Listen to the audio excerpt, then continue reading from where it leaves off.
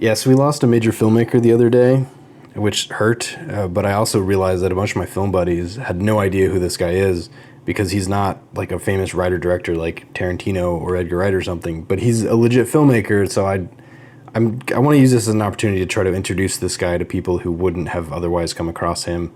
Ironically, this is on YouTube and he's all over YouTube. But I'm talking about the tragic passing of Ken Block, rally racer, co-founder of DC Shoes, and designer and performer of some of the most wild and insane short films I've ever seen in his Gymkhana and Hoonigan brand. Yeah, this guy was a real deal, and it breaks my heart that a lot of filmmakers don't know who this guy is. I think part of it is my less broy film buddies just haven't come across him because of the broiness of it all. DC Shoes, skate videos, snowboarding, extreme sports, all that kind of stuff, and Baja Sharkies, if you've ever heard of this restaurant chain in Southern California, they would have him on heavy rotation alongside skate videos, surfing, stunts, pranks.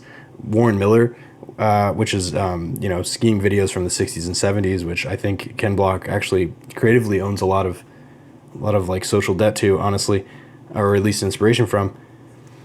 But yeah, Ken Block would periodically release these editions of his absolutely unique Gymkhana videos where he would wrestle these increasingly ridiculous purpose-built cars, if you can still call them that, around unique tracks and locations that he designed at crazy sideways speeds, tire smoke, brake dust, roaring engines, sometimes flames and explosions.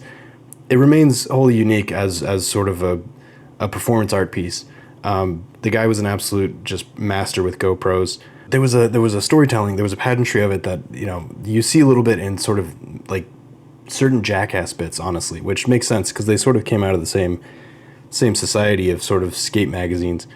But even more than that, like I think of like bands like OK Go for what they did for music videos, where they would construct these increasingly elaborate and difficult to perfect set pieces. We got the treadmill one, we got the Rube Goldberg machine. They even did one in zero gravity, which was absolutely ridiculous.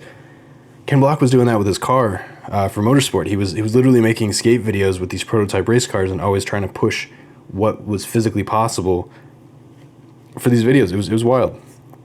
Anyway, so if you haven't seen any of Ken Block's Hoonigan stuff, I think it's at least worth watching one because they're so much their own thing. My recommendation is Gymkhana 2 with the Subaru STI. That's just because that was the time and place where I came across him. And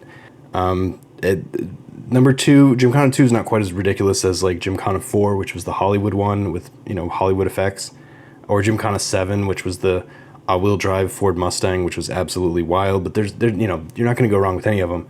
Yeah, and so there's this entire collection of these adventures that he's made as sort of stunt videos with these cars. I've lost count. Part of it is, it's not just him. It's also Travis Pastrana, who is famous and successful in extreme sports in his own right. Rob Dyrdek from probably MTV is the thing people know him from now. Also collaborated with him, but all these Gymkhana videos are more ridiculous than the last. They're wild. I just want to say this guy, he has a proven track record of telling these absolutely fascinating, incredible visual stories that are very much his own thing.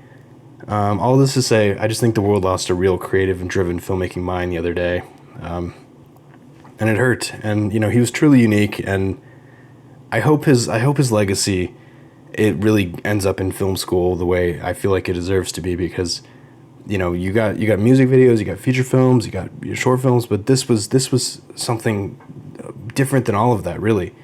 So that's all. I'm just gonna say I'm pouring one out for the legend, Mr. Block. Rest in peace.